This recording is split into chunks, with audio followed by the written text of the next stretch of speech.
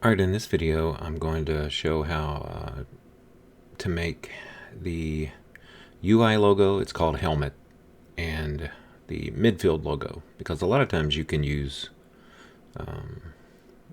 one of the UI logos for the midfield if you want to.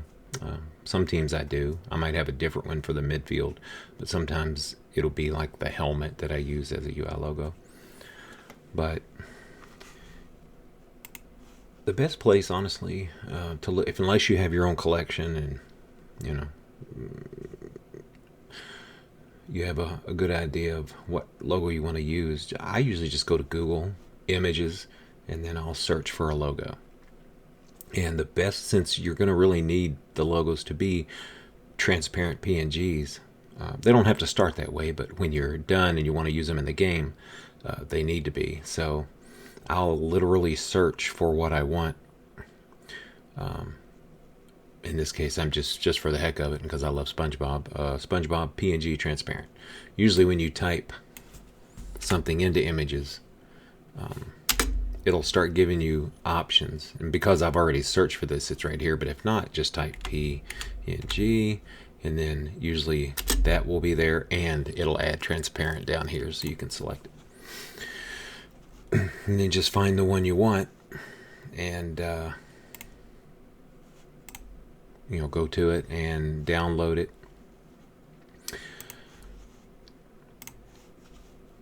And I'm going to use paint.net because it is freely available to anybody to use. But let's see. Here's the one I downloaded. All right, and that has a transparent background. So it's actually already pretty much set up. But you can double check to make sure there aren't little artifacts back here that you just can't really see because of that checkerboard, which indicates transparency. Just go to the magic wand and make sure this is set down here somewhere, because you're not picking colors, you're just looking for stuff back here. So keep the tolerance low and then just click. And if there was anything back here, you would see the little dancing or moving line in different spots randomly. And that would indicate that it's got some artifacts that might cause you some issues. But just click on each of these, and if you don't see it, just edit, deselect, and you're good to go. Now you're going to want to, for the UI image, or the helmets is what it's called in the folders, you're going to want this to be 500 by 500. And down here it tells you the actual size. This is big, 2284 by 2140. So 500 by 500 would be about a quarter of this size. So go up here to image, image resize. I haven't worked with paint.net much, so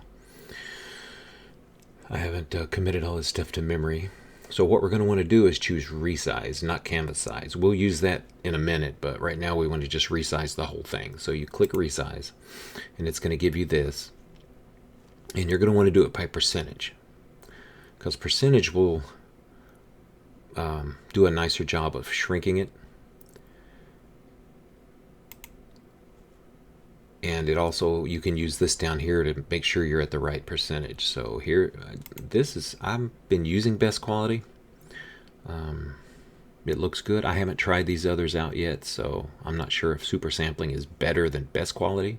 I don't know what order these would be in as far as good to bad, but I just leave it at best quality and make sure you have percentage checked. And then we said it'd be what, like a quarter of the size it is now. So go down to 25, which is a quarter of this around, and look down here and you can see it's still not enough because it needs to be 500 by 500. So just keep clicking down until it's under 500, and one more, so it's 21%. And if you want to leave a little more room around the edge later, then you can go a little bit lower. So let's do 2019, and that's still not too bad. So go ahead and click OK, and there you go. And you can see now it's 434 by 407. This one here is just where your mouse is, or the mouse pointer is at. Don't worry about that. Just make sure this, by the way, though, is set to pixel, and 100% is the image in its actual size in the view. That's not the actual image size, that's just how you're viewing it. You're viewing it at 100%. You know, and if you go higher or lower, sometimes you'll see the little distortions and stuff, but this is what it's going to look like. But it's not 500 by 500. So now you don't want to go resize the image back up, because it'll make it a little jaggedy and start messing with the quality of it. So what you want to do is go back to image, canvas size. Canvas is just going to change the window and not the actual SpongeBob. It's not going to change his size. So click canvas size, and this time we're not doing percentage, we're doing absolute. And don't check that, and click here in the middle to make sure that SpongeBob is centered. Or you can check it over here too, top left, top right, middle, blah blah blah. But you can also just quickly click here. So once it's the canvas is resized, this is where the image will be, and you want it in the center. So go back to here, make sure maintain aspect ratio is off, because this way you can actually make it 500 by 500. If you selected that, it's going to let you, it'll be 500 by 480 something or whatever. So uncheck that, go here, and make sure that's pixels. Go here, 500, and below it, 500. Click OK, and there you go. Now this is actually 500 by 500, and it tells you that right there, and you're looking at it in its actual size as you view it. And this extra white stuff, I think is this. It adds that to the background. There's probably a way to lower that transparency to 0 and not have it, but you can get rid of it real easy by selecting the magic wand. And you can leave that there. You could go up, but you can leave it down here somewhere. Click the white, then edit and cut, and now it should be gone. And if you want to double check your background just to make sure nothing got left over, just again take the magic wand, just click, and you don't see any little extra outlines out here. So you're good to go. This is set up. It's 500 by 500. The background is PNG clear. So edit, deselect. Now it's simply saving it. So file, save as, and then you would go to your documents. There we go. In your 2023 folder, images, and let's say I'm adding the Bikini Bottom SpongeBobs to my football league. This is going to be the helmets or the UI logo. So go to the folder they're in, and here's all the other teams, and you'll see that there's a right and a left. And SpongeBob now is kind of looking to the right, so that's kind of the logo they use for when they're indicating the visiting team, and also it's the one that you see in all the standings and other stuff. It's kind of the default direction, but this one's going to be right, so I'm going to click on that one just so I don't have to type all that extra stuff. Then go back here and just change the name to SpongeBob's. Click save. I already practiced this, so that's why I'm overwriting it. But if it's the first time you're doing it, there'd be nothing there, but I'll go ahead and do yes. Then this stuff, I don't even touch it. Don't know what to do with it anyway, and I hit OK.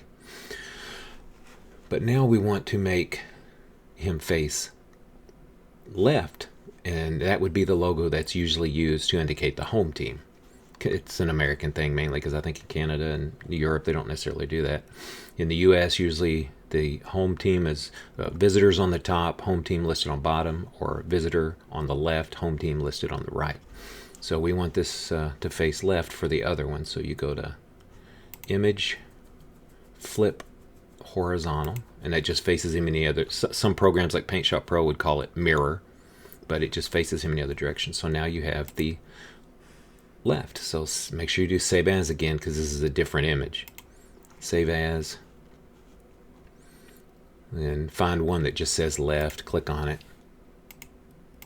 and then change it to SpongeBob's. I think I did that, yes, SpongeBob's helmet left, and then save. And like I said, I'd already done this, so I'm saving over one. Click yes, and there you go. Now you've got both of those.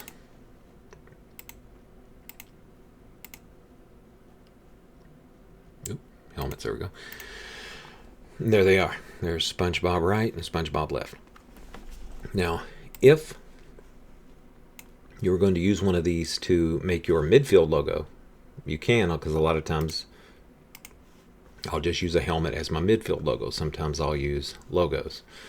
But you'll see I've already done it here. But the midfield logos are 125 by 125, and they're also PNG files. So go back here, and whichever direction you want him facing, let's say I'm going to have him facing to the right end zone, then just flip it again, or you could hit the back button, but just go ahead and put flip horizontal, and it faces him back that way.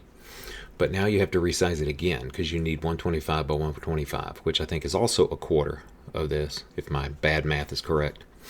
So go up to image, resize, because you want to resize the whole thing, percentage, and type 25.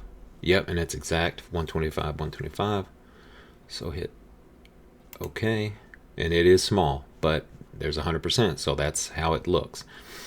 And if you want to add the noise to it, go to effects, noise, and let's see, is that a...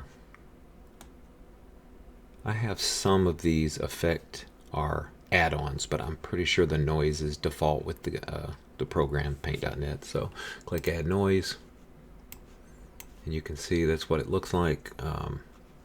I don't like the color in there, so I usually bottom that out. Coverage, I keep it 100% because it's going to cover the entire actual image. And then the intensity is just how much you want. So you just lower that. Raise it if you want a ton, but wow, that looks rough. But I usually keep it down pretty low. But whenever you're happy, you just select it, hit OK. And now you're ready. So you go File, Save As. Now you're going to need to find midfield logos, default. And you would do the same thing, you know, like Mustang's midfield logo, you would just type SpongeBob midfield logo. But since I already have him, I'll just go ahead and click on it. And SpongeBob's midfield logo, and save, and there you go. And that's it, and it's pretty much the same for every team. Now let's say you had a logo that you really liked, but it has a bunch of junk in the background. You can get rid of it. It can be a little bit more work depending on how much is back here. This is a bit of a simpler example, but I'll show you how to get rid of all this background and how to get rid of this thing here. So it's just SpongeBob. But basically what you do is you go up here to you can try the magic wand and come up here to this color and click. And now you see all these little extra things. That's kind of the artifact I was talking about earlier. So the best thing to do is go back to edit, deselect, and then bump up your tolerance a little bit. Go to maybe 55, let's try 60, and then click again. Now as you can see, yep, it's still bordering on him, and there's no little artifacts. And what you can also do is hold shift, click down. Oh, yeah, that's terrible. So go back. Let's do one at a time here. Just get rid of that, edit, cut. So the blue is all gone. So let's try this down here. Okay, it didn't like the two separate colors I was trying to highlight very well. So if there was blue here also, and you wanted to get rid of it, you could do the shift, I think. But because I was changing colors, it went a little wonky there. But you can see there's still some artifacts. So basically, well, let's see, can you do it while it's... Oh yeah, okay, so you can adjust it live, so to speak. So as I was increasing the tolerance, you saw the little artifact ones disappear. That's great, just found that out. I like that. So you don't have to deselect it and then do it again, you know, raise it and then do it again. You can do it live once it's selected. Very nice, paint.net. I like that. But once you have that all selected, and you can see it's nicely bordered around the black outline of SpongeBob, go ahead and do edit, cut. So now this is ready to go. These two up here are ready to go, but you want to get rid of these things. And you don't want to select them because it's going to select the whole SpongeBob outline because they're the same color. So just deselect, and then go over here to the This side's up against a flat surface, so go ahead and choose this up here, rectangle. And well, let's see, let's zoom in a little bit first.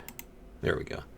Now select the rectangle cut, and just, you can start out here and then left click and drag, hold the left mouse button, don't let it go until you're up on his little rear end there where you want to be. Then let it go, then go edit, cut. Now you've gotten rid of that one. Now this one is kind of at an angle on his little hand, so you can use this now, just kind of get like right about here, highlight it, edit, cut. So you've gotten rid of most of it, but you're still going to have to get this. So zoom in a little bit closer, then go up here and get the lasso select, and then put it right about here. Left click, hold, drag it down to here, then over, and you see how the blue is showing that you're lassoing it. Once everything is within the blue that you want to cut away, you can just let go, go to edit, and cut. And that looks pretty good. So a little bit of extra work, but you got rid of that extra stuff. And if this is a image that you really want, but it's just got background junk, that's pretty much how you can get rid of it. Now that was the simple way to do it. If there's so much stuff back here that the magic wand just can't really deal with it, then you can go ahead and use the lasso select and get as close as you can, and hopefully you have a steady enough hand, and you can just left click, drag, and just start following the outline. And that can be real tedious, but the more of it you get rid of, the easier it is to work with. But I don't have the steadiest hand. And again, I recommend the best way to go about it is just searching for images that have the PNG transparent, because they generally, and there just always seems to be something there. I've not really struck out when I've been looking for particular logos. There always seems to be something. So, well, I'm amazed I haven't cut a SpongeBob in half yet. But, oh, well, that's a little something you'd have to get rid of. But anyway, once you've circled him, then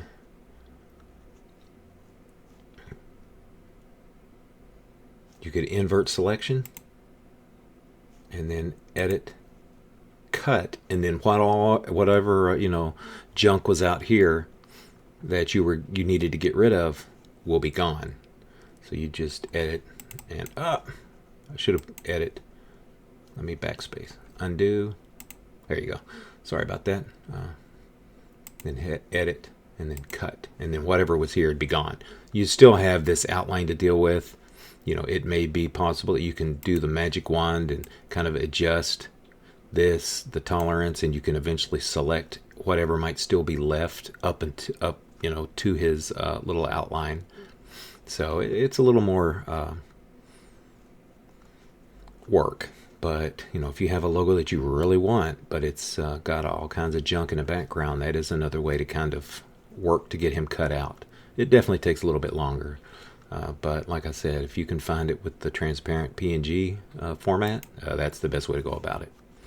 A quick addendum to this, a lot of logos will have that white outline, and if you wanted to do that, it's not that hard. Just go up to the effects, object, and I have two here. I think this one might be an add-on. So I think this one with a little red stick figure guy might be the default, but just click outline object.